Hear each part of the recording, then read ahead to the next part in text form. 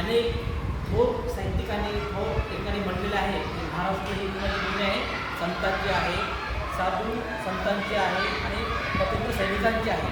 त्याचप्रमाणे महाराष्ट्रात नव्हे संपूर्ण भारत हा आपला कशा प्रकारे आहे, स्वातंत्र्य सैनिकाचा देश आहे.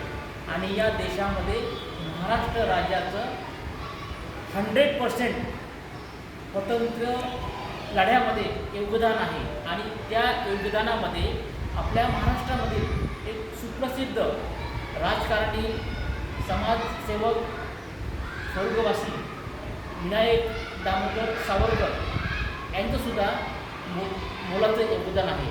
ज्यावेळेस 1857चा उठाव आपल्या देशामध्ये झाला, तर त्या 1857च्या उठावामध्ये इंग्रजांना सळू की पळू करणारं एकमेव स्वतंत्र सैनिक होते, ते होते विनायक दामोदर सावरकर. आणि त्यांचा जन्म नाशिक येथील घुमर एक छोटंसं भंगूर एक छोटंसं भगूर एक छोटंसं खेडेगाव आहे. 26 फेब्रुवारी अर्थात उद्या, परंतु उद्या एक महाशिवरात्र असल्यामुळे आपल्या महाविद्यालयाला सुट्टी असल्यामुळे आपण हा NSCच्या माध्यमातून हा कार्यक्रम आज आयोजित केलेला आहे. तर अशा प्रकारे एक मोठं व्यक्तिमत्व आपल्या महाराष्ट्रात होऊन गेलेलं आहे.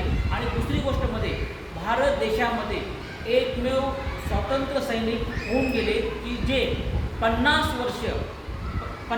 वर्ष कंटिन्यू अंदमान या जेलामध्ये राहिलेले व्यक्ती आहेत. त्यांना इंग्रजांनी अंदमान जेलमध्ये 50 वर्ष त्यांना कैद केलं आणि त्यांना विशेष म्हणजे काळ्या पाण्याची सजा झाली.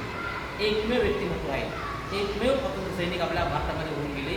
त्यांनी एवढं जेल घेतलेलं आहे, तरी पण ते कधीही मागे हटले नाहीत. कशासाठी?